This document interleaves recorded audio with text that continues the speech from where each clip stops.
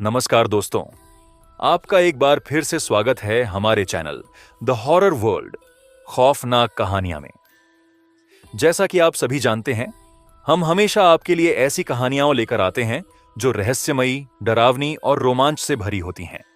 इन कहानियों में हम वास्तविक जीवन की घटनाओं को एक नए और दिलचस्प अंदाज में आपके सामने प्रस्तुत करते हैं, जहां हम कुछ काल्पनिक तथ्यों को जोड़कर उन्हें और भी अधिक मनोरंजक बनाने की कोशिश करते हैं।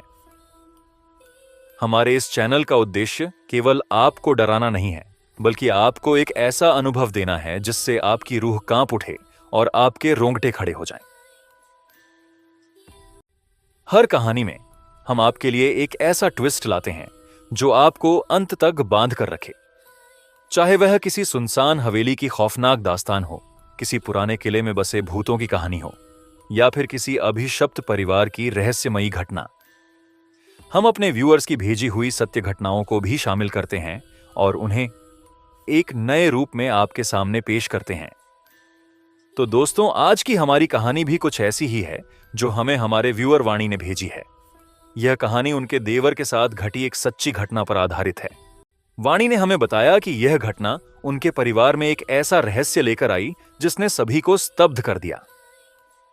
हमने इस कहानी को अपने अंदाज में थोड़ा सा काल्पनिक रंग देते हुए आपके लिए तैयार किया है, ताकि आप इसका पूरा आनंद उठा सकें और डर का एक नया अनुभव प्राप्त कर सकें। लेकिन कहानी शुरू करने से पहले हम आप सभी से निवेदन करना चाहते हैं कि यदि आपने अभी तक हमारे चैनल को सब्सक्राइब नहीं किया है तो कृपया अभी सब्सक्राइब करें, और हां, बेल आइकन को दबाना बिल्कुल भी ना भूलें, ताकि आपको हमारे नए और रोमांचक वीडियो की नोटिफिकेशन सबसे पहले मिल सके। इससे आप कोई भी खौफनाक कहानी मिस नहीं करेंगे और हमेशा हमारी डरावनी दुनिया से जुड़े रहेंगे। तो चलिए दोस्तों, बिना किसी देरी के शुरू करते हैं आज की खौफनाक और रोमांचक कहानी।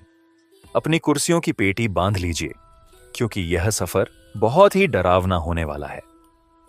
उम्मीद है कि आप इस कहानी को सुनकर एक बार जरूर अपने कमरे की लाइट्स बंद कर देंगे और हर कोने में छिपे अंधेरे को टटोलने लगेंगे।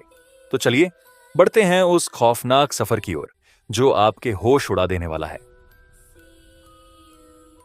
तो दोस्तों, बने रहिए हमारे साथ और चलिए डूब जाते हैं इस डर और रहस्य से भरी कहानी में।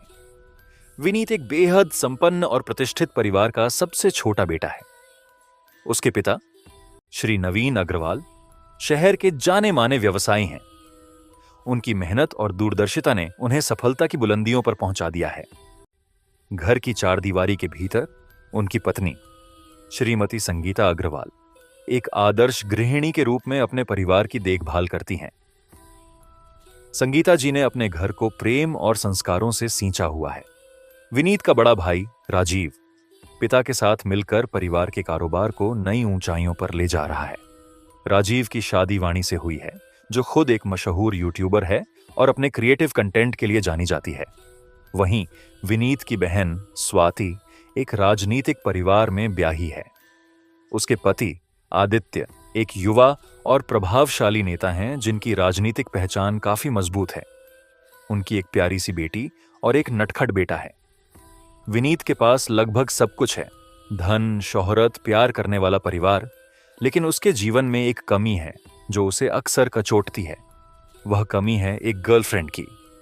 कॉलेज में पढ़ाई के साथ साथ वह दोस्तों के साथ मस्ती करता है, लेकिन जब भी किसी लड़की से बात करने की बारी आती है वह घबरा जाता है।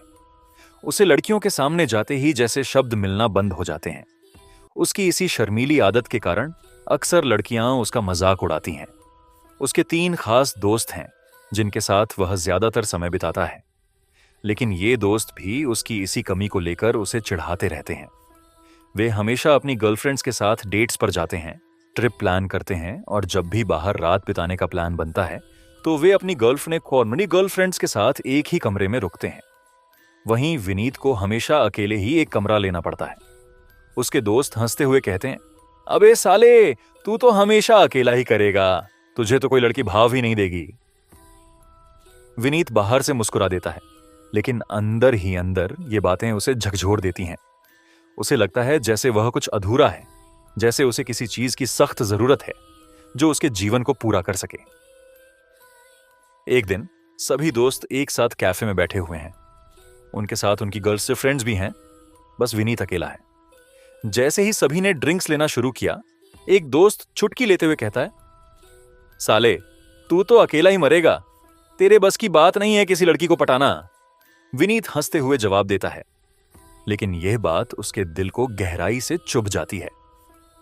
वह खुद से सवाल करने लगता है कि क्यों वह किसी लड़की के साथ नहीं रह पाता, क्यों उसे अकेलापन काटने दौड़ता है। फिर एक और शाम, जब वह अपने दोस्तों के साथ गपशप कर रहा है, उसके एक दोस्त ने फिर से मजाक में कहा, लड़की तो तुझसे पटेगी नहीं, इससे अच्छा कर्ण पिशाचिनी सिद्ध कर ले, कम से कम वह तो तेरे साथ रहेगी। सभी दोस्त जोरदार ठहाके लगाते हैं, लेकिन इस बार विनीत इस मजाक को गंभीरता से ले लेता है।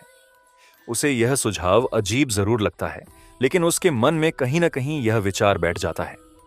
वह सोचने लगता है, अगर कर्ण पिशाचिनी को सिद्ध करना ही मेरे अकेलेपन का हल है, तो क्यों ना इसे आजमाया जाए। विनीत मन ही मन ठान लेता है कि वह इस सुझाव को सच में बदलेगा। उसके चेहरे पर एक नई दृढ़ता और आत्मविश्वास दिखाई देने लगता है। यह विचार उसे एक खतरनाक मोड़ पर ला खड़ा करता है, लेकिन वह इससे अनजान है। उस रात विनीत के मन में एक अजीब सा उत्साह है। उसकी आंखों में एक नई चमक है, जैसे उसने अपनी जिंदगी की सबसे बड़ी समस्या का हल ढूंढ लिया हो। विनीत अब अपने फैसले को लेकर पूरी तरह से गंभीर है। जैसे ही यह विचार उसके मन में घर कर लेता है, वह इसे अंजाम देने के लिए कमर कस लेता है। वह किताबों की तलाश में लग जाता है, लेकिन कर्ण पिशाचिनी के बारे में उसे कुछ भी ठोस जानकारी नहीं मिल पाती। कॉलेज से लौटने के बाद अब उसका अधिकतर समय लाइब्रेरी में बीतता है। वह अपनी पढ़ाई को नजरअंदाज कर उन पुरानी किताबों के पन्नों में उलझा रहता है, जो तंत्र मंत्र, सिद्धियों और रहस्यमयी शक्तियों से जुड़ी होती हैं। लेकिन हर बार उसे निराशा ही हाथ लगती है। कोई भी किताब कर्ण पिशाचिनी के बारे में स्पष्ट जानकारी नहीं देती। जब किताबों से उसे कुछ खास हासिल नहीं होता, तो विनीत साधु संतों और तांत्रिकों की खोज में लग जाता है। वह शहर के कोने कोने में छान मारता है। हर उस व्यक्ति के पास जाता है जिसके बारे में उसने सुना है कि वह तंत्र मंत्र के विषय में जानता है। पहले वह एक नामी साधु के पास जाता है जो अपने शक्तिशाली मंत्रों के लिए प्रसिद्ध है। विनीत अपने मन की बात उस साधु के सामने रखता है। जैसे ही वह कर्ण पिशाचिनी का जिक्र करता है, साधु का चेहरा सफेद पड़ जाता है। वह घबराहट में विनीत को वहां से चले जाने का इशारा करता है और कहता है, बेटा, यह रास्ता बहुत खतरनाक है, इससे दूर रहो। यह शक्तियां इंसान का जीवन बर्बाद कर देती हैं। साधुओं से निराश होकर विनीत अब अघोरियों के पास जाने का फैसला करता है। वह सुनसान घाटियों और श्मशान घाटों पर अघोरियों को ढूंढने निकलता है। एक रात वह एक घने जंगल के बीच स्थित श्मशान में पहुंचता है। वहां अजीब से मंत्रोच्चार की गूंज सुनाई देती है। विनीत को यकीन होता है कि वह सही जगह पर है। वह एक अघोरी बाबा के पास पहुंचता है, जो आग के चारों ओर बैठकर कुछ तंत्र मंत्र का जाप कर रहा होता है। विनीत धीरे धीरे उनके पास जाता है और हाथ जोड़कर कहता है, बाबा, मुझे कर्ण पिशाचिनी को सिद्ध करना है। यह सुनते ही अघोरी बाबा की आंखें क्रोध से लाल हो जाती हैं। वह चिल्लाते हुए विनीत को दूर धकेल देता है और कहता है, पागल है तू, यह शक्ति इंसान को नष्ट कर देती है। जा यहां से, वरना तेरा अनिष्ट हो जाएगा। विनीत की खोज अब उसके जुनून में बदल चुकी है, लेकिन उसे हर बार निराशा ही हाथ लगती है। कोई भी साधु, तांत्रिक या अघोरी उसे कर्ण पिशाचिनी के बारे में कुछ भी बताने से इनकार कर देता है। कुछ उसे डांट कर भगा देते हैं, तो कुछ उसकी बात सुनकर चुप्पी साध लेते हैं। इस निरंतर असफलता के बावजूद विनीत हार मानने को तैयार नहीं है। वह दिन रात इसी खोज में लगा रहता है। उसका व्यवहार अब धीरे धीरे बदलने लगता है। विनीत के इस व्यवहार में आए बदलाव को उसके परिवार वाले भी नोटिस करने लगते हैं। उसकी मां संगीता अब चिंतित हो जाती हैं। एक दिन वह विनीत से पूछती हैं, बेटा, तू आजकल इतना चुप चुप क्यों रहता है? कॉलेज भी ठीक से नहीं जा रहा, ना ही अपने दोस्तों के साथ समय बिता रहा है। सब ठीक तो है ना? विनीत बस मुस्कुराकर जवाब देता है, हाँ मां, सब ठीक है, बस थोड़ा व्यस्त हूं। लेकिन उसकी आंखों में छिपी बेचैनी को संगीता साफ महसूस कर सकती है। उसके दोस्त भी उसकी इस हालत से परेशान हैं। एक दिन उसके सबसे करीबी दोस्त आदित्य उससे पूछता है, भाई तू इतना खोया खोया क्यों रहता है? कहीं घूमने चलते हैं, थोड़ा मूड फ्रेश हो जाएगा। विनीत फिर से बहाना बनाते हुए कहता है, नहीं यार, अभी बहुत काम है, बाद में चलते हैं। विनीत की इस खोज ने उसकी पूरी जिंदगी को बदल कर रख दिया है। जहां वह पहले अपने दोस्तों के साथ मौज मस्ती करता था, अब वह उनसे दूरी बनाने लगा है। उसके चेहरे पर एक अजीब सी उदासी और थकान झलकने लगी है। उसकी नींद उड़ी हुई है और रात के अंधेरे में भी उसकी आंखें जागी रहती हैं। वह अपने कमरे में अकेले बैठकर किसी न किसी किताब के पन्नों को पलटता रहता है। उसके दिमाग में बस एक ही सवाल गूंज रहा है, क्या वह कर्ण पिशाचिनी को सिद्ध कर पाएगा? क्या उसे वो जानकारी मिलेगी जिसकी उसे तलाश है? लेकिन अभी तक उसे न कोई सिद्ध पुरुष मिला है और न ही कर्ण पिशाचिनी के बारे में कोई ठोस जानकारी। उसके जुनून ने उसकी पूरी जिंदगी को एक अंधेरे मोड़ पर ला खड़ा किया है, जहां से वापसी का कोई रास्ता नजर नहीं आता। विनीत को कर्ण पिशाचिनी के बारे में सही जानकारी नहीं मिल पाई थी। उसकी खोज अब और भी गहरी होती जा रही है। एक रात जब विनीत अपने दोस्तों के साथ पार्टी में बैठा होता है, उसका मन अभी भी कर्ण पिशाचिनी के विचारों में उलझा हुआ है। अचानक उसे याद आता है कि एक बार उसके दोस्त आदित्य ने मजाक में कर्ण पिशाचिनी का जिक्र किया था।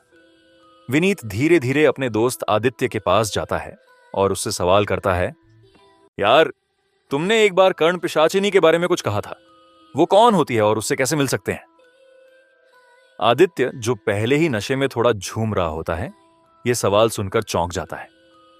उसके चेहरे का रंग बदल जाता है और वह थोड़ा घबरा जाता है।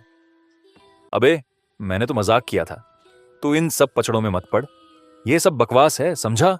इससे दूर रह। लेकिन विनीत ने ठान लिया होता है कि उसे किसी भी हाल में कर्ण पिशाचिनी के बारे में जानना है। वह मुस्कुराते हुए आदित्य को समझाने की कोशिश करता है, अरे यार, मुझे सच में कुछ नहीं करना, बस तुम्हें उस दिन सही से समझ नहीं पाया था। मुझे बस थोड़ा ज्ञान चाहिए, कुछ भी खतरनाक नहीं करना है। आदित्य थोड़ी देर तक विनीत की तरफ घूरता है, फिर गहरी सांस लेते हुए बोलता है, ठीक है, सुन, मेरे परिवार में एक सिद्ध तांत्रिक हैं जिन्हें हम बहुत मानते हैं। एक बार मैं वहां गया था, तब मैंने एक लड़के को देखा था जो कर्ण पिशाचिनी को सिद्ध करने की कोशिश कर रहा था। वह तांत्रिक बाबा से गुरु मंत्र और विधि सीख रहा था। उसी वक्त मुझे इसके बारे में थोड़ा बहुत पता चला। विनीत बड़ी सावधानी से आदित्य से उस तांत्रिक का पता पूछता है। आदित्य पहले तो हिचकिचाता है, लेकिन फिर धीरे धीरे उसे वह पता दे देता है। विनीत मन ही मन सोचता है कि वह इस तांत्रिक से जरूर मिलेगा। अगले ही दिन विनीत उस तांत्रिक बाबा के पास जाने का फैसला करता है। वह एक सुनसान गांव के बाहरी इलाके में स्थित एक कुटिया तक पहुंचता है। कुटिया के बाहर एक अजीब सा सन्नाटा फैला हुआ है। बस हवाओं की सरसराहट और मंदिर की घंटियों की आवाज सुनाई देती है। विनीत का दिल तेजी से धड़क रहा है, लेकिन वह हिम्मत जुटाकर अंदर प्रवेश करता है। वहां एक बूढ़ा तांत्रिक बाबा ध्यानमग्न बैठा है। विनीत झुककर प्रणाम करता है और अपनी समस्या बताता है। बाबा, मुझे कर्ण पिशाचिनी को सिद्ध करना है, कृपया मुझे उसकी विधि बताएं। तांत्रिक बाबा पहले तो उसकी बात सुनकर शांत रहते हैं, लेकिन फिर गंभीर होकर बोलते हैं, बेटा, यह खेल नहीं है। कर्ण पिशाचिनी का सिद्ध होना बहुत ही कठिन और खतरनाक है। जो लोग इसे सिद्ध करने की कोशिश करते हैं, उनका जीवन नर्क बन जाता है। तू अभी जवान है, इन सब में मत पड़। लेकिन विनीत हार मानने को तैयार नहीं होता। वह तांत्रिक बाबा के चरणों में गिरकर गिड़गिड़ाता है, बाबा, मुझे सिर्फ ज्ञान चाहिए, कृपया मेरी मदद करें। जब तांत्रिक बाबा फिर भी मना कर देते हैं, तब विनीत पैसे का लालच देकर उन्हें मनाने की कोशिश करता है।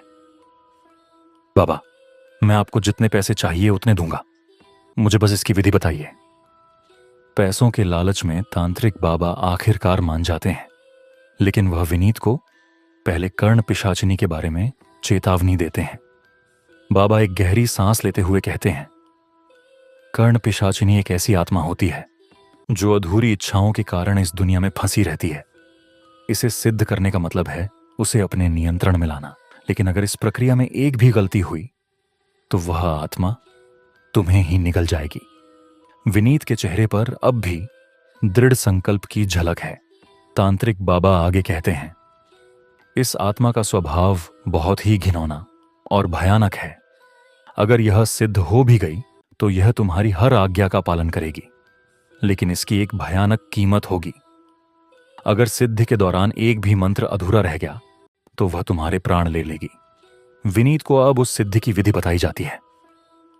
तांत्रिक बाबा एक गंभीर आवाज में बताते हैं, तुम्हें एक बंद कमरे में 13 दिन तक नग्न अवस्था में रहना होगा। उस कमरे में जो भी खाना पीना होगा वह तुम पहले दिन ही रखोगे। 13 दिनों तक न तो कोई तुम्हारे पास आएगा न तुम बाहर आओगे। इन 13 दिनों में तुम्हें ब्रह्मचर्य का पालन करना होगा और एक विशेष मंत्र का जाप निरंतर करते रहना होगा। विनीत को यह सुनकर अजीब लगता है, लेकिन वह चुपचाप सुनता रहता है। बाबा आगे कहते हैं, 13 दिनों तक जब तुम्हारा रखा खाना और पानी खत्म हो जाएगा तब तुम्हें अपने ही मलमूत्र का सेवन करना होगा। उसे अपने शरीर पर लगाना होगा और खाना भी होगा। और अंतिम दिन तुम्हें अपनी ही उंगली को काटकर उसका खून एक कटोरी में इकट्ठा करना होगा और उसे पीना होगा। तभी यह आत्मा तुम्हारी अधीन होगी।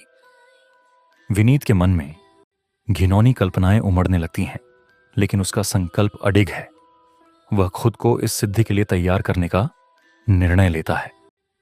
इस भयावह विधि को जानने के बाद विनीत का मन विचलित तो होता है, लेकिन वह इस रास्ते से पीछे हटने को तैयार नहीं है। उसके भीतर एक अजीब सी बेचैनी और जुनून पनपने लगता है। वह अब घर पर भी अजीब बर्ताव करने लगता है। उसकी मां उसे बार बार पूछती हैं, बेटा तू ठीक तो है ना? अब तुझे देखकर डर लगने लगा है। विनीत हर बार कोई ना कोई बहाना बना देता है, लेकिन उसकी आंखों की चमक और उसके चेहरे पर आई उदासी उसके भीतर के संघर्ष को साफ बयान करती है। अब विनीत ने तांत्रिक से विधि सीख ली थी और अपने दिमाग में इस खतरनाक खेल की योजना बना ली थी। उसका जुनून अब उसे एक अंधेरे भयावह रास्ते पर खींच ले जा रहा था। विनीत, जो अब कर्ण पिशाचिनी की सिद्धि को लेकर पूरी तरह जुनूनी हो चुका है, अपनी साधना की तैयारी में जुट जाता है। उसे पता है कि इस सिद्धि को सफलतापूर्वक करने के लिए उसे एकांत चाहिए। घर के माहौल में इस साधना को करना असंभव है। वह सोचता है कि घर वालों को किसी न किसी बहाने से मनाना होगा ताकि वह बिना किसी परेशानी के बाहर जा सके।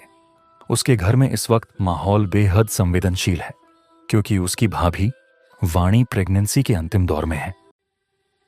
परिवार के सभी लोग उनकी देखभाल में लगे हुए हैं। विनीत जानता है कि अगर उसने बाहर जाने की बात की तो सब उसे रोकने की कोशिश करेंगे। एक दिन सुबह के नाश्ते के समय विनीत अपनी मां और पिता के सामने आता है और कहता है, मां पापा, मैं कुछ दिनों के लिए गोवा घूमने जाना चाहता हूं। कॉलेज की पढ़ाई और एग्जाम्स के बाद मैं बहुत तनाव में हूं। मुझे थोड़ा ब्रेक चाहिए। विनीत की मां तुरंत कहती हैं, बेटा अभी समय ठीक नहीं है। तुम्हारी भाभी कभी भी अस्पताल जा सकती हैं। हमें तुम्हारी जरूरत है। तुम थोड़े दिन बाद चले जाना। लेकिन विनीत पहले से ही इस जवाब के लिए तैयार होता है।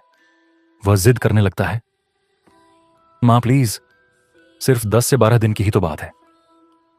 मैं बहुत थक गया हूं। अगर मैं अभी नहीं गया तो शायद फिर मौका ना मिले।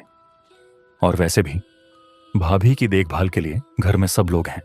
उसके पिता, जो हमेशा विनीत की हर बात मानते हैं, थोड़ी सोच विचार के बाद कहते हैं, ठीक है बेटा, अगर तुम्हें सच में इसकी जरूरत है तो तुम जा सकते हो, लेकिन ध्यान रखना कि फोन से संपर्क में रहना।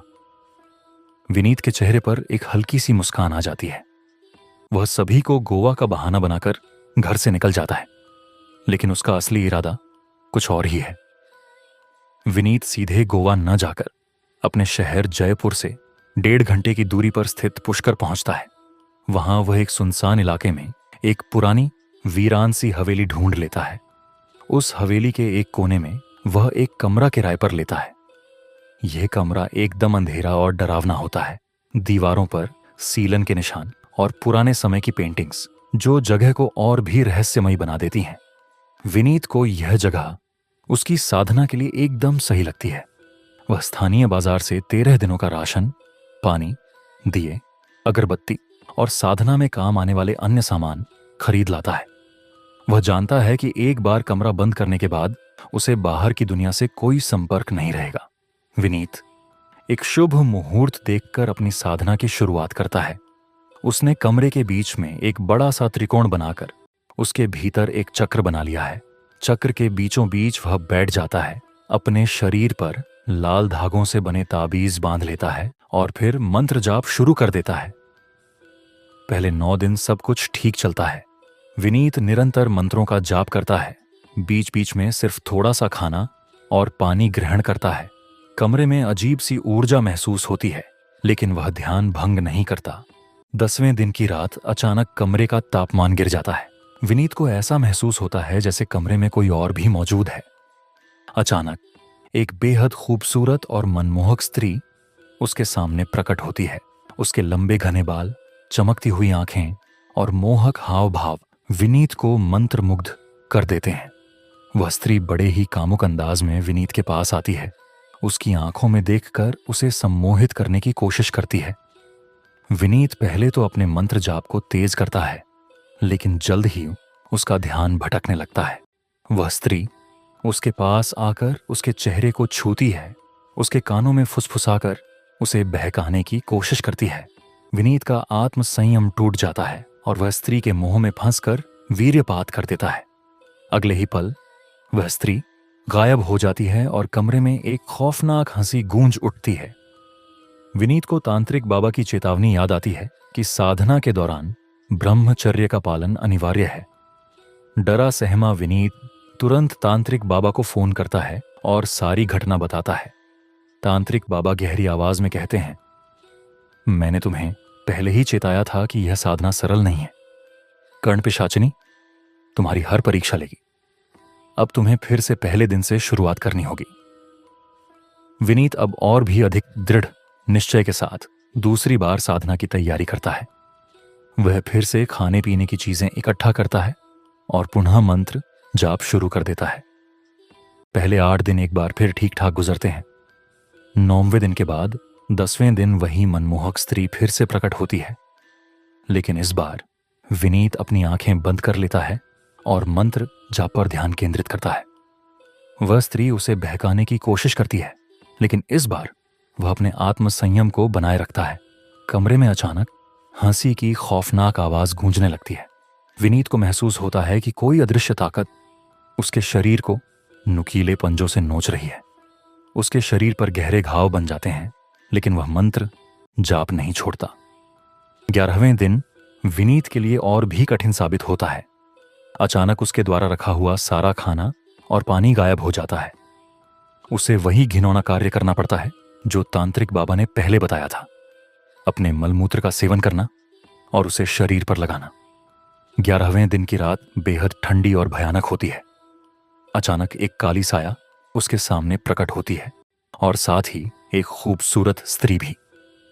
दोनों उसकी साधना को खंडित करने की कोशिश करती हैं। वह मंत्र जाप को जारी रखता है, लेकिन अंततः स्त्री के मोहक स्पर्श से एक बार फिर उसका वीर्यपात हो जाता है।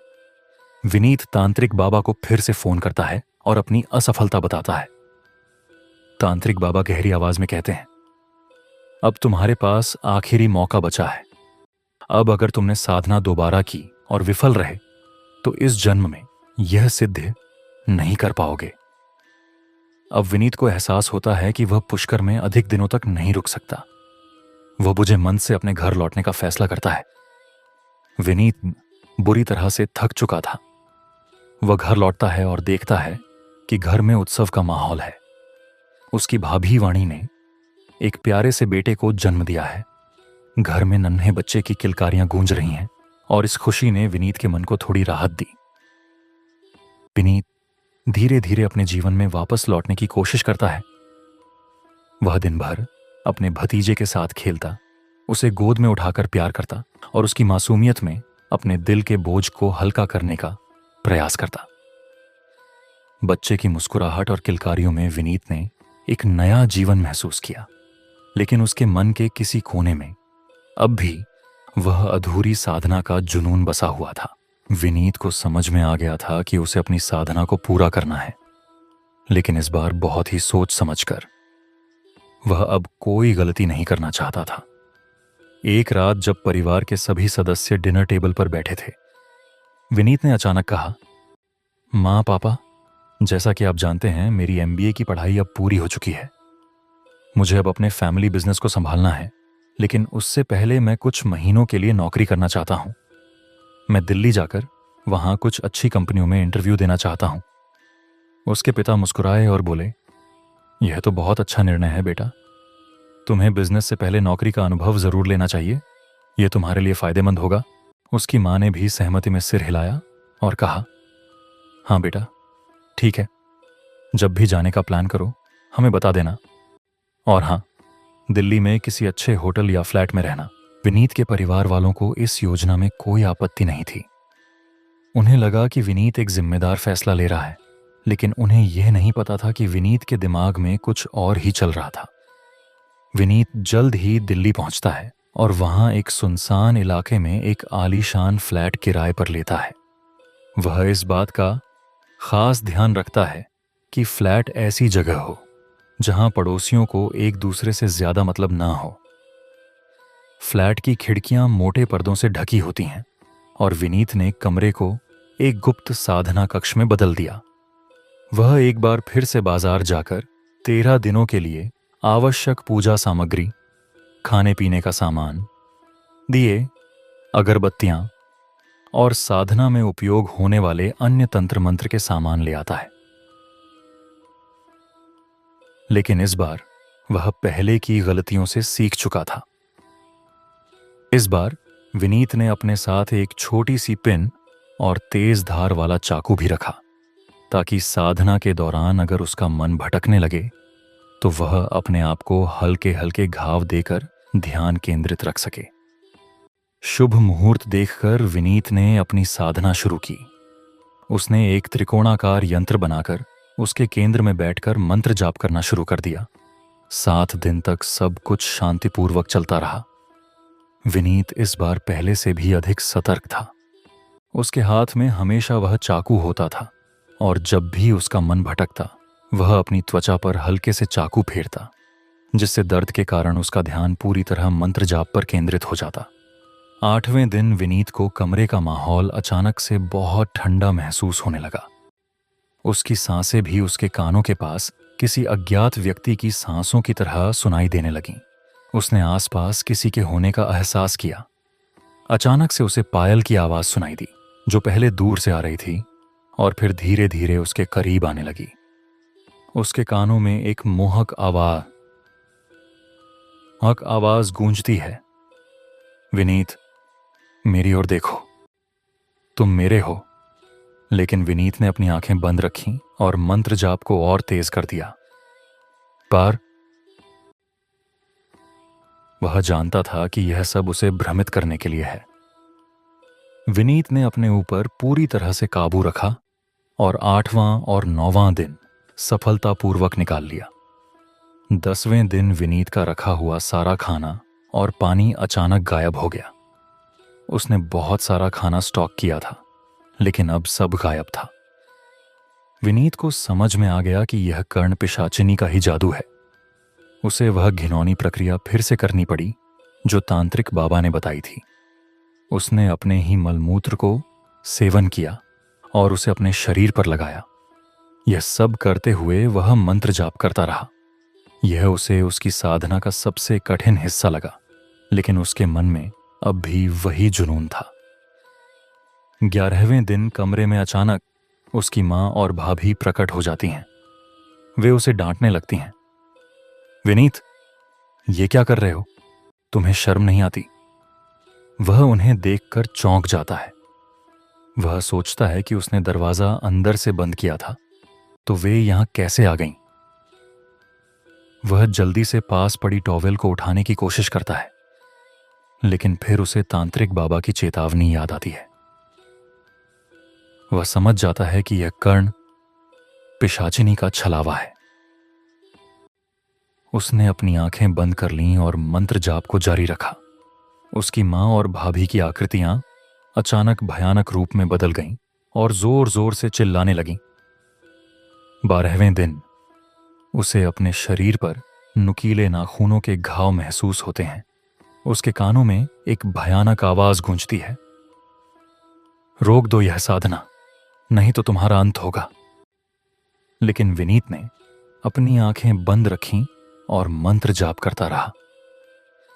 13वें दिन विनीत को अंतिम मंत्र का जाप करना था और अपनी उंगली का खून चढ़ाना था। उसने मंत्र जाप शुरू किया, लेकिन तभी उसे महसूस हुआ कि कमरे का तापमान और भी गिर गया है। एक विशाल काली परछाई उसकी ओर तेजी से बढ़ रही थी। विनीत ने अपने चाकू से अपनी उंगली काटी और कुंड में खून चढ़ा दिया। अचानक कमरे में एक तेज रोशनी फैल गई और सब कुछ सामान्य हो गया। विनीत के सामने एक सुंदर स्त्री प्रकट होती है। वह बेहद मोहक थी। उसकी आंखों में गहरी चमक थी। वह हंसते हुए बोली, तुमने साधना पूरी कर ली है। अब बताओ विनीत, तुम मुझसे क्या चाहते हो?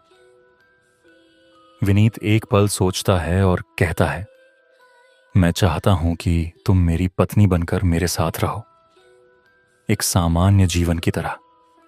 हमें धन, सुख, संतान सब कुछ चाहिए, लेकिन तुम मेरे परिवार को कोई नुकसान नहीं पहुंचाओगी। कर्ण पिशाचिनी ने मुस्कुराते हुए कहा, मैं तुम्हारी इच्छा पूरी करूंगी, लेकिन मेरी 3 शर्तें हैं।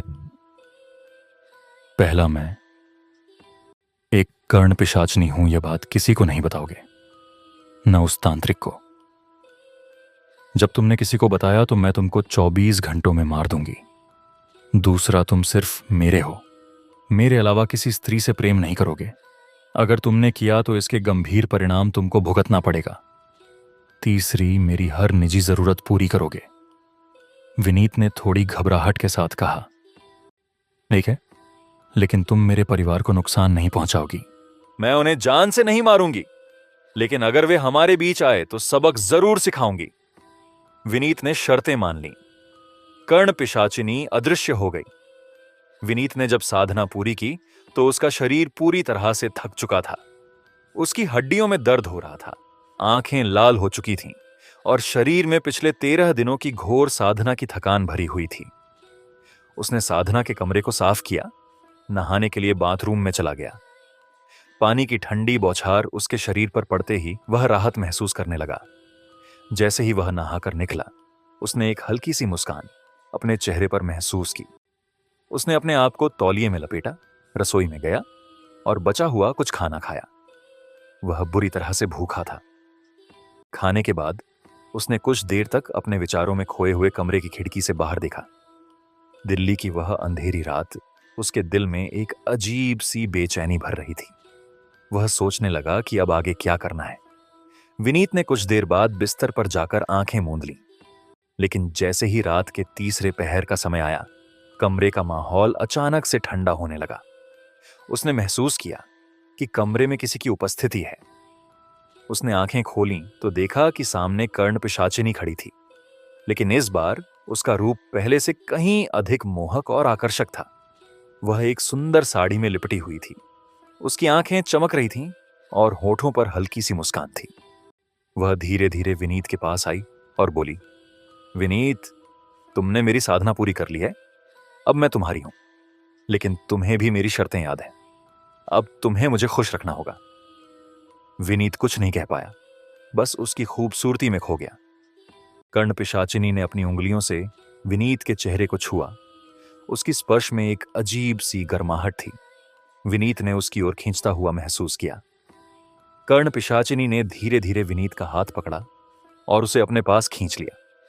उसकी आंखों में गहरी वासना और प्रेम का मिश्रण था। वह विनीत के इतने करीब आई कि उसकी सांसों की गर्मी विनीत के चेहरे पर महसूस होने लगी। विनीत ने पहले तो कुछ झिझक महसूस की, लेकिन जल्द ही उसने खुद को उसकी बाहों में समर्पित कर दिया। दोनों के बीच एक गहरा और भावुक क्षण बीता। कर्ण पिशाचिनी ने विनीत को अपने जादुई मोह में पूरी तरह से बांध लिया। वह उसके गले से लेकर उसकी छाती तक अपने होठों को फिराती रही। विनीत तो उसकी इस मोहकता में पूरी तरह से डूब चुका था।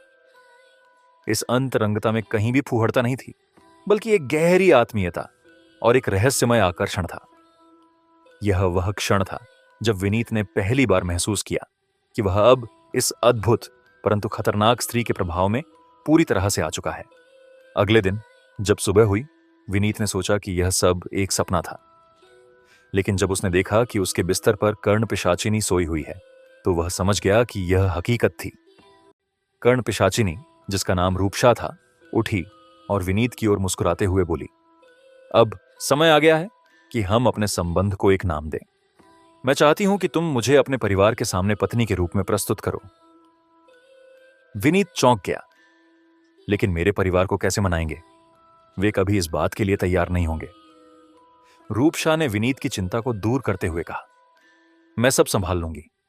तुम्हें बस इतना करना है कि अपने परिवार से बात करो और कहो कि तुम एक लड़की से शादी करना चाहते हो। मैं एक सामान्य लड़की की तरह उनके सामने प्रकट हो जाऊंगी। विनीत ने कुछ दिनों बाद अपने माता पिता को फोन किया और उनसे कहा कि उसने दिल्ली में एक लड़की से शादी करने का फैसला किया है। परिवार वालों ने पहले तो इस पर विरोध किया, लेकिन जब उन्होंने रूपशा से मुलाकात की तो वे उसकी सादगी और आकर्षण से प्रभावित हो गए। रूपशा ने अपने जादुई प्रभाव का इस्तेमाल किया और परिवार को अपनी तरफ मोड़ लिया। जल्द ही विनीत और रूपशा की शादी धूमधाम से संपन्न हुई। अब रूपशा विनीत की पत्नी बनकर उसके घर आ चुकी थी। शादी के बाद विनीत और रूपशा के बीच का संबंध और भी गहरा हो गया। उनके बीच की अंतरंगता में एक रहस्यमय आकर्षण था। रूपशा ने अपने मोहक रूप से विनीत को कई बार मंत्रमुग्ध किया। पहली रात रूपशा ने विनीत को अपने मोह में बांध लिया। वह बेहद प्रेम पूर्वक उसके पास आई और उसकी आंखों में देखते हुए बोली, अब मैं तुम्हारी हूं, तुम्हें मुझसे कभी दूर नहीं जाने दूंगी। दोनों ने एक दूसरे के साथ गहरे प्रेम का अनुभव किया। यह संबंध कुछ ऐसा था जिसमें वासना कम लेकिन आत्मीयता ज्यादा थी। विनीत हर रात रूपशा के साथ एक नए जादुई अनुभव से गुजरता। उसके स्पर्श में एक अजीब सी ताकत थी जो उसे मानसिक और शारीरिक रूप से ऊर्जा से भर देती थी। शादी के कुछ दिनों बाद विनीत के परिवार पर अचानक एक बड़ी मुसीबत आ गई। उसके पिता के व्यवसाय में घाटा होने लगा और एक बार तो उन्हें दिवालिया होने की कगार पर पहुंचना पड़ा। रूपशा ने विनीत को आश्वासन दिया, तुम्हारे परिवार को कुछ नहीं होगा, बस तुम मेरा साथ दो। उसने अपनी तांत्रिक शक्तियों का उपयोग किया और कुछ ही दिनों में उसके पिता के व्यवसाय में पुनः उन्नति आ गई। इसके बाद एक और बड़ी मुसीबत आई जब विनीत का बड़ा भाई एक दुर्घटना में घायल हो गया। रूपशा ने उसकी जान बचाने के लिए अपने रहस्यमय मंत्रों का प्रयोग किया। हालांकि विनीत अब भी अपने परिवार से जुड़ा हुआ था। एक दिन वह अपनी मां के पास कुछ समय बिताने गया। जब वह लौटकर आया तो उसने देखा कि रूपशा का चेहरा गुस्से से लाल हो गया था। मैंने तुम्हें पहले ही कहा था कि तुम मुझसे दूर नहीं जा सकते, रूपशा ने धमकी भरे स्वर में कहा। अगर तुम अपने परिवार के और करीब जाओगे तो इसका अंजाम बुरा होगा। विनीत डर गया, लेकिन उसने रूपशा को शांत करने की कोशिश की। उसने उसे समझाया कि वह अपने परिवार से सिर्फ मिलने गया था। रूपशा ने कहा, मैं तुम्हें एक आखिरी बार माफ कर रही हूं। अगर फिर से ऐसा हुआ तो परिणाम तुम्हारे परिवार के लिए अच्छा नहीं होगा। विनीत अब समझ चुका था कि वह एक ऐसे जाल में फंस चुका है जहां से निकलना मुश्किल है। वह जानता था कि रूपशा एक तरफ उसे खुशहाल जीवन दे रही थी, लेकिन दूसरी तरफ उसकी शर्तें उसके परिवार के लिए खतरा थीं। साधना और शादी के बाद विनीत धीरे धीरे अपने जीवन को सामान्य करने की कोशिश करने लगा। उसकी नई शुरुआत का समय आ गया था। एक दिन नाश्ते की टेबल पर उसके पिता ने विनीत से कहा, अब तुमने काफी समय बाहर बिताया, बेटा तुम्हारे बड़े भाई के साथ मिलकर फैमिली बिजनेस को संभालने का वक्त आ गया है। विनीत ने सिर हिलाकर हामी भर दी। हालांकि उसे पता था कि रूपशा के साथ इस नई जिम्मेदारी को संभालना आसान नहीं होगा। उसके मन में थोड़ी घबराहट थी कि रूपशा कहीं इस फैसले से नाराज ना हो जाए, लेकिन जब उसने रूपशा को बताया तो वह मुस्कुराई और बोली, मैं तुम्हारा साथ दूंगी। विनीत, तुम चिंता मत करो। विनीत ने अपने बड़े भाई राजीव और पिता के साथ मिलकर फैमिली बिजनेस में काम करना शुरू कर दिया। शुरुआत में उसे कई चुनौतियों का सामना करना पड़ा, लेकिन तभी रूपशा ने अपनी शक्तियों का उपयोग करना शुरू किया। वह विनीत के साथ ऑफिस गई और वहां अपने प्रभाव से कई नए प्रोजेक्ट हासिल कर दिए। हर बार जब वे किसी महत्वपूर्ण मीटिंग के लिए जाते, रूपशा छुपकर अपने तांत्रिक मंत्रों का इस्तेमाल करती। वह बिजनेस पार्टनर्स पर ऐसा प्रभाव डालती कि वे खुद प्रोजेक्ट्स देने के लिए तैयार हो जाते। जल्द ही विनीत का फैमिली बिजनेस दिन दूनी रात चौगुनी तरक्की करने लगा। विनीत के पिता और बड़े भाई को यह देखकर आश्चर्य हुआ कि कैसे विनीत के जुड़ने के बाद से ही व्यापार में इतनी तेजी से उन्नति हो रही है। उनका बिजनेस दुगना तिगुना होने लगा। रात होते ही रूपशा अपने असली रूप में विनीत के पास आती। हर रात दोनों के बीच की अंतरंगता और भी गहरी हो जाती। रूपशा अपने मोहक रूप में विनीत को खींच लेती। वह उसे अपने जादुई प्रभाव में लपेट लेती और दोनों के बीच का वह समय एक दूसरे को पूरी तरह से समर्पित करने का होता। रूपशा की स्पर्श में एक अजीब सी शक्ति थी जो विनीत को पूरी तरह से मोहपाश में बांध लेती थी। हर रात विनीत को महसूस होता कि वह एक अलग ही दुनिया में है, जहां सिर्फ रूपशा और वह हैं। एक दिन विनीत अपने पिता और बड़े भाई के साथ ऑफिस के काम में इतना व्यस्त हो गया कि उसे घर लौटने में देर हो गई। जब वह घर पहुंचा तो उसने देखा कि रूपशा का चेहरा गुस्से से लाल हो रहा था। तुमने मुझसे वादा किया था कि तुम मुझे कभी नजरअंदाज नहीं करोगे, रूपशा ने क्रोध में कहा। उसकी आंखें लाल हो चुकी थीं और उसका रूप अचानक से भयावह हो गया था। विनीत ने डरते हुए उससे माफी मांगी। मुझे माफ कर दो रूपशा, काम की वजह से देर हो गई। रूपशा ने अपनी उंगलियों से विनीत के चेहरे को छुआ और कहा, याद रखना विनीत, मैं तुम्हारे साथ हूं, लेकिन अगर तुम मुझे अनदेखा करोगे तो इसका अंजाम अच्छा नहीं होगा। विनीत ने सिर हिलाकर हामी भर दी और उसे मनाने में सफल हुआ। विनीत की मां को हमेशा से इस रिश्ते पर शक था। उसे रूपशा की कुछ बातें अजीब लगती थीं। वह हर समय विनीत से सवाल करती कि आखिर रूपशा में ऐसा क्या है जो सब उसके वश में है। एक दिन जब विनीत की मां ने रूपशा से कुछ कठोर सवाल किए तो अचानक रूपशा का रूप बदल गया। उसकी आंखें लाल हो गईं, बाल बिखर गए और उसने एक भयानक हंसी के साथ कहा, मुझसे दूर रहो, नहीं तो अंजाम बुरा होगा। मां यह देखकर सहम गई। वह गिर गई, जिससे उनके पैर में चोट लग गई। परिवार के बाकी सदस्य भागकर आए, लेकिन तब तक रूपशा ने अपना भयानक रूप छुपा लिया और विनीत की मां को सहारा देकर उठाने लगी। मां जी, आप ठीक है ना? सबको लगा कि शायद मां को भ्रम हुआ है, लेकिन मां, भाभी और बहन ने रूपशा के दो रूप देखे थे और अब वे उससे दूर रहने लगी। अब घर के सभी सदस्य रूपशा से डरने लगे थे। भाभी और बहन ने भी कई बार रूपशा को अपने भयानक रूप में देखा, लेकिन जब भी कोई बाहरी मुसीबत परिवार पर आती, रूपशा अपने जादुई प्रभाव से सबको बचा लेती। एक बार जब विनीत के पिता पर कुछ गुंडों ने हमला किया, रूपशा ने अपने शक्तियों का उपयोग करके उन्हें दूर भगा दिया। विनीत समझ नहीं पाता कि वह उन्हें बचा रही है या सिर्फ उसके वचन के कारण उन्हें नुकसान नहीं पहुंचा रही। रूपशा ने एक बार फिर विनीत को याद दिलाया, तुम्हें मुझसे दूर नहीं जाना है। अगर तुमने मेरी शर्तों को तोड़ा तो अंजाम तुम्हारे परिवार के लिए अच्छा नहीं होगा। विनीत अब एक ऐसे जीवन में फंस चुका था जहां वह रूपशा के प्यार और डर के बीच झूल रहा था। वह जानता था कि रूपशा के साथ रहना उसके परिवार के लिए खतरे से भरा है, लेकिन वह उसके जादू और मोहपाश से खुद को मुक्त नहीं कर पा रहा था। विनीत अब फैमिली बिजनेस की जिम्मेदारियों में पूरी तरह से डूब चुका था। उसके पिता और बड़े भाई ने उसे बड़े बड़े प्रोजेक्ट्स की देखरेख का काम सौंप दिया था। हर दिन सुबह से शाम तक ऑफिस के काम में व्यस्त रहना, मीटिंग्स में भाग लेना और क्लाइंट्स से डील्स करना उसकी दिनचर्या बन गई थी। रात को जब वह थका हारा घर लौटता तो रूपशा उसका इंतजार कर रही होती। पहले वह अपनी मोहक अदाओं से उसे अपने पास खींचती थी, लेकिन अब वह बदलने लगी थी। एक दिन जब विनीत देर रात घर आया तो रूपशा का चेहरा गुस्से से लाल हो गया। तुम्हें अब मेरी कोई परवाह नहीं है विनीत, क्या मैंने तुम्हारे लिए सब कुछ नहीं किया? तुम्हारे परिवार का बिजनेस दुगुना कर दिया, तुम्हें ऊंचाइयों तक पहुंचाया, और तुम मुझे भूलते जा रहे हो?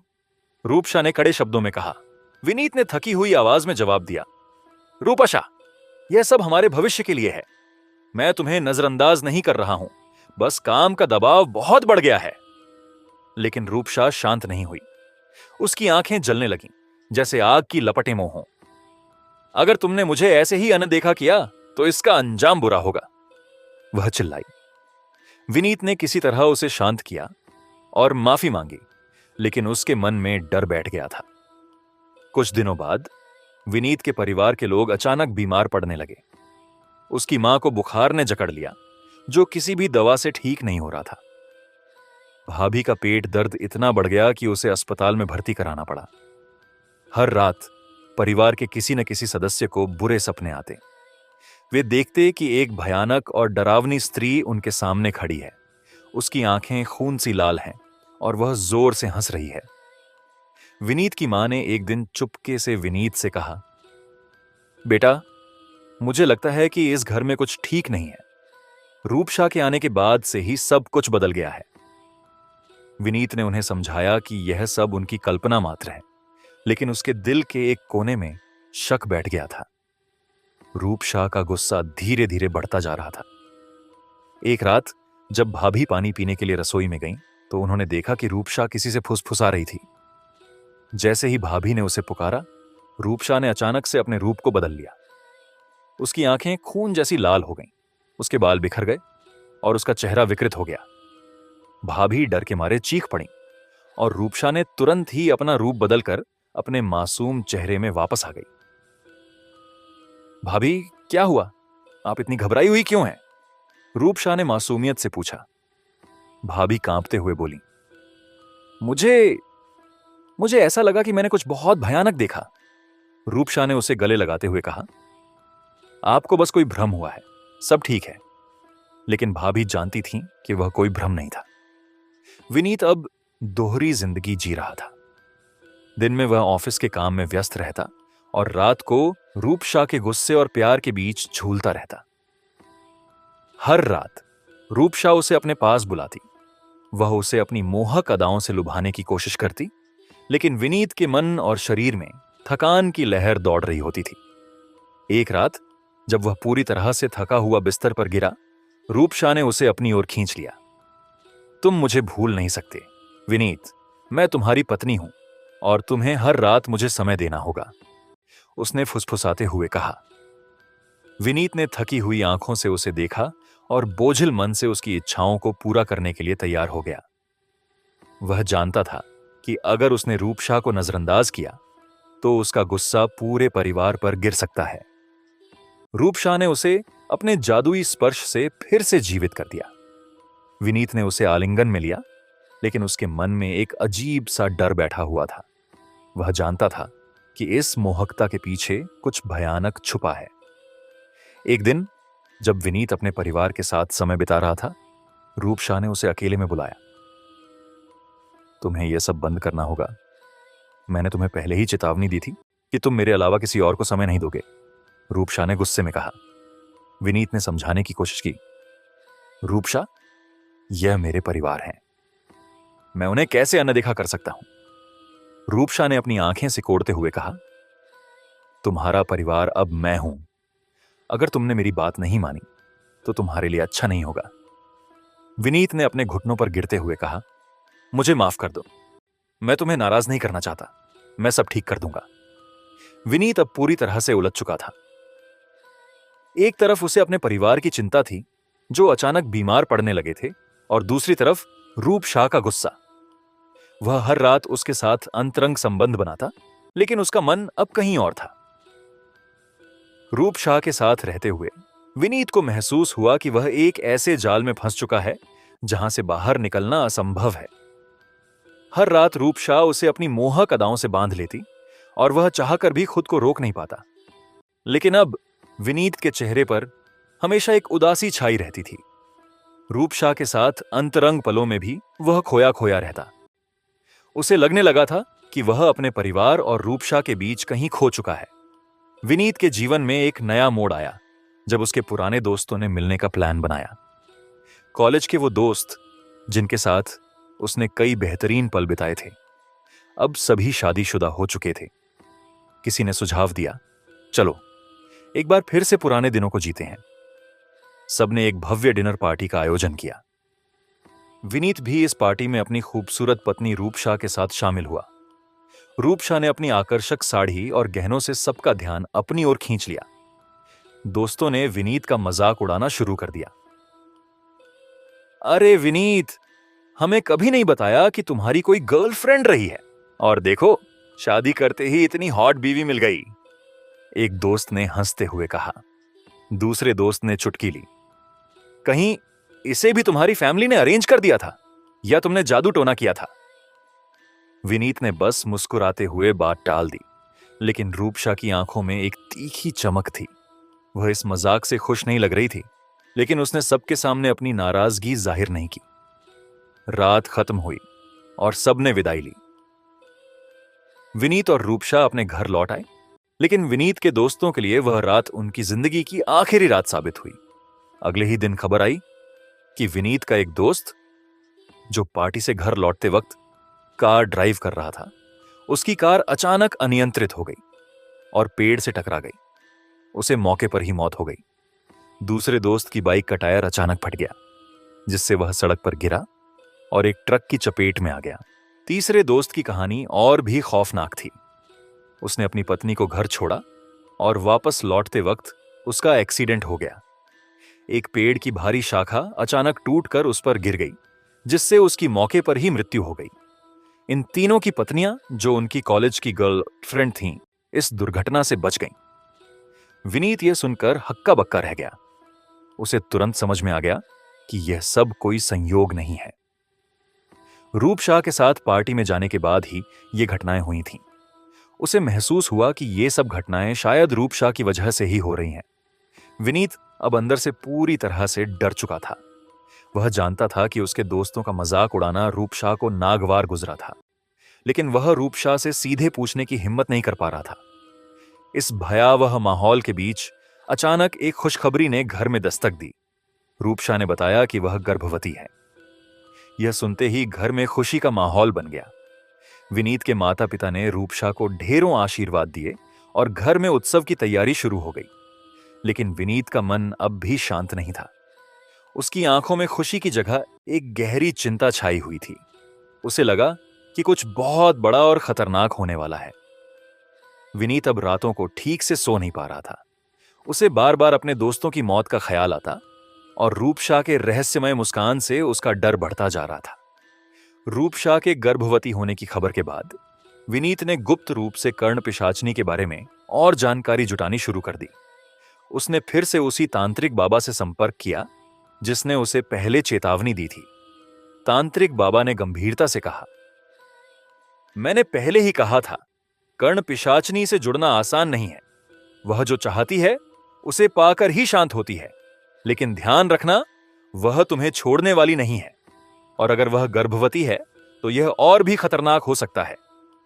कर्ण पिशाचनी अगर संतान को जन्म देती है तो वह संतान इंसानी नहीं होगी, बल्कि उसमें कर्ण पिशाचनी के शापित गुण होंगे।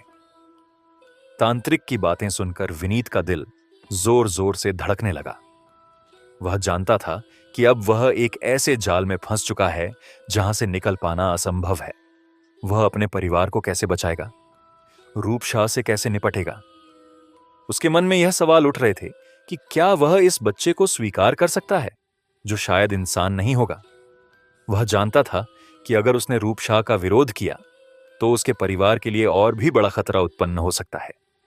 इस बीच विनीत की मां, भाभी और बहन ने भी रूपशा के व्यवहार में अजीब बदलाव महसूस किया। कभी रूपशा एक आदर्श बहू की तरह पेश आती तो कभी उसकी आंखें लाल हो जाती और उसका चेहरा भयानक रूप ले लेता। परिवार के लोग इस बदलाव से डरते, लेकिन कोई भी खुलकर कुछ कहने की हिम्मत नहीं करता। विनीत अब इस अनिश्चितता और डर के साए में जी रहा था। वह जानता था कि उसे जल्द ही कोई बड़ा कदम उठाना होगा, वरना उसका पूरा परिवार किसी भयंकर हादसे का शिकार हो सकता है। अपनी शंकाओं के उत्तर के लिए विनीत फिर से तांत्रिक बाबा के पास गया। बाबा ने उसे देखते ही कहा, मैंने तुम्हें पहले ही चिताया था बेटा, यह कर्ण पिशाचिनी सिर्फ विनाश का प्रतीक है। उसका प्रेम मात्र छलावा है। उसने तुम्हें केवल अपने स्वार्थ के लिए इस्तेमाल किया है। यह सुनकर विनीत के होश उड़ गए। उसने बाबा से कुछ समाधान मांगा, लेकिन तभी अचानक कमरे में एक तेज ठंडी हवा चली और कर्ण पिशाचिनी रूपशा वहां प्रकट हो गई। उसकी आंखें क्रोध से लाल थीं। तुमने मेरा विश्वास तोड़ा विनीत, अब इसका खामियाजा तुम्हें और इस तांत्रिक को भुगतना पड़ेगा। वह चीखी। उसकी एक चीख से बाबा की झोपड़ी हिलने लगी। बाबा ने बचने की कोशिश की, लेकिन रूपशा ने अपने लंबे नुकीले नाखूनों से उनकी गर्दन चीर दी। बाबा की दर्दनाक चीखों के बीच उनकी मृत्यु हो गई। विनीत के सामने ही यह सब घटित हुआ। वह स्तब्ध रह गया। घर में अजीब घटनाएं होने लगीं। परिवार के सदस्यों की तबीयत बिगड़ने लगी, खासकर उसकी मां, जो अचानक बेहोश होकर गिर पड़ी। घर का माहौल धीरे धीरे भयावह हो रहा था। कभी विनीत की मां, कभी उसकी बहन रूपशा को दो अलग अलग रूपों में देखती। एक रूप में वह एक आदर्श बहू थी, जबकि दूसरे रूप में उसकी आंखें खून की तरह लाल हो जाती और उसका चेहरा भयानक दिखता। रूपशा ने अब विनीत को अपने काबू में कर लिया था। रात के अंधेरों में वह विनीत को अपने बंधन में बांध लेती और वह उसकी कठपुतली बनकर रह जाता। विनीत अब उसके साथ रहते हुए भी अकेला महसूस करता था। उसने कई बार उससे पीछा छुड़ाने की कोशिश की, लेकिन हर बार उसे रूपशा का गुस्सा और भयानक रूप देखने को मिलता। एक रात जब विनीत थकान से चूर होकर घर आया तो रूपशा ने उसे घेर लिया। उसकी आंखों में क्रोध था। तुम मुझसे दूर क्यों जा रहे हो विनीत? तुम मेरे हो हमेशा के लिए, वह चीखी। विनीत ने उसे शांत करने की कोशिश की, लेकिन वह और भड़क उठी। तुम्हें मुझसे प्यार करना होगा, वरना इसके अंजाम का सामना तुम्हें और तुम्हारे परिवार को करना पड़ेगा। विनीत अब बुरी तरह डर चुका था। उसे अब रूपशा की असलियत का अंदाजा हो चुका था।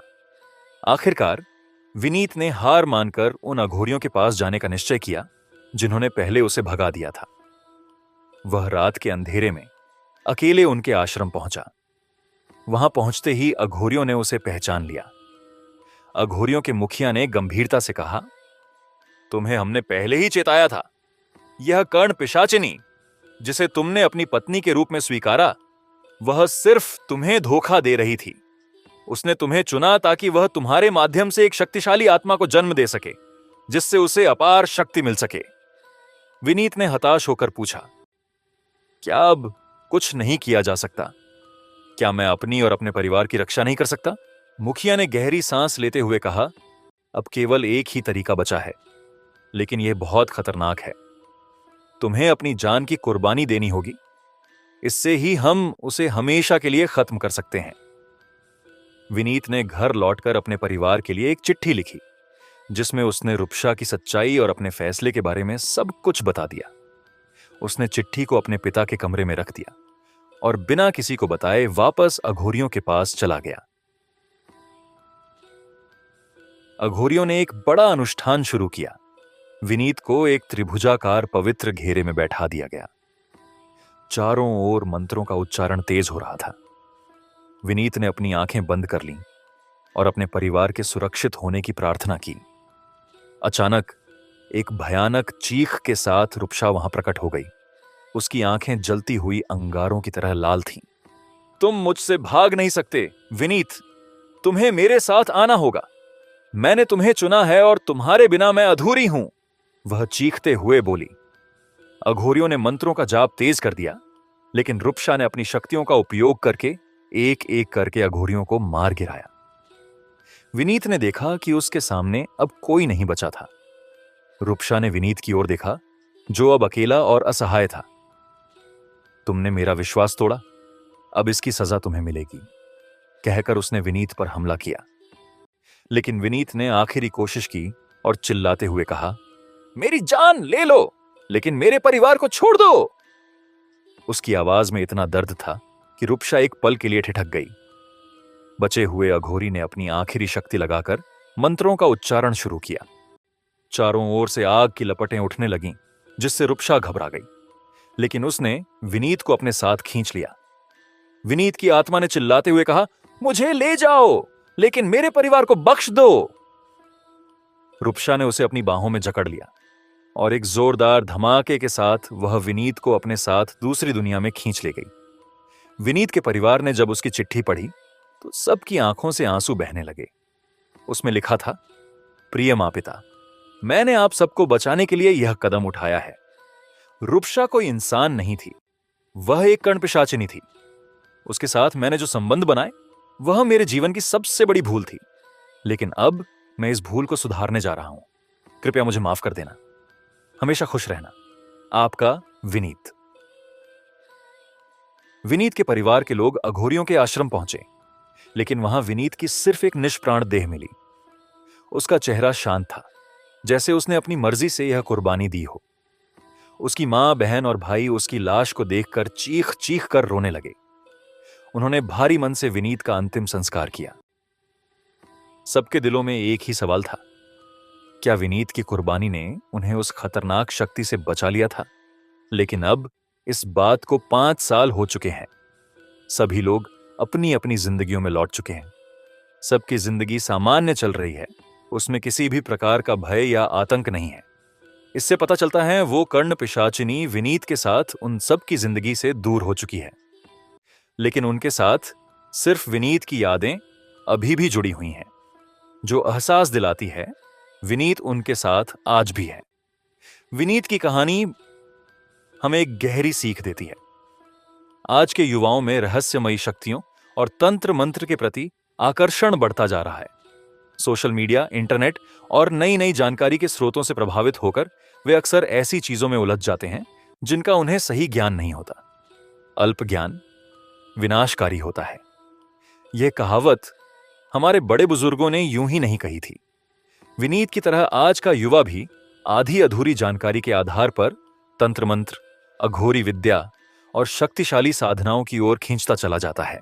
लेकिन उन्हें से यह समझना चाहिए कि ये शक्तियां जितनी आकर्षक दिखती हैं, उतनी ही खतरनाक भी हो सकती हैं। रुपशा की सच्चाई जानने के बाद विनीत ने महसूस किया कि उसने एक बहुत बड़ी भूल की थी, लेकिन तब तक बहुत देर हो चुकी थी। एक ऐसे चक्रव्यूह में फंसकर उसने न केवल अपनी जिंदगी बल्कि अपने परिवार की खुशियों को भी दांव पर लगा दिया। सच्चाई यह है कि तंत्र मंत्र और अज्ञात शक्तियों का खेल किसी के लिए भी सुरक्षित नहीं है। बिना सही मार्गदर्शन और पूरी समझ के ऐसी साधनाओं में पड़ने का नतीजा अक्सर विनाशकारी ही होता है। युवाओं को यह समझना होगा कि किसी भी शक्ति का मोह बिना सही ज्ञान के विनाश की ओर ले जा सकता है। हमारे पूर्वजों ने जो सावधानियां बताई थीं, वह आज भी उतनी ही प्रासंगिक हैं। इस कहानी का अंत हमें एक महत्वपूर्ण सबक देता है। शॉर्टकट से मिलने वाली शक्ति और सफलता के पीछे मत भागो। हर चीज का सही समय और सही मार्ग होता है। जीवन की सच्ची शक्ति हमारे भीतर है, सच्चाई, मेहनत और ईमानदारी में। याद रखें, अल्प ज्ञान और अधूरी जानकारी हमेशा विनाशकारी होती है। इसीलिए कभी भी अधूरी जानकारी के आधार पर किसी शक्तिशाली साधना या तंत्र मंत्र की ओर आकर्षित न हो। जीवन को सरल, सच्चा और स्वाभाविक तरीके से जीना ही सबसे बड़ी साधना है। अगर आपको हमारी यह कहानी पसंद आई हो तो द हॉरर वर्ल्ड, खौफनाक कहानियां चैनल को सब्सक्राइब करें। हमें लाइक, शेयर और कमेंट करना ना भूलें, ताकि हम आपके लिए और भी रोचक और सिखाने वाली कहानियां ला सकें।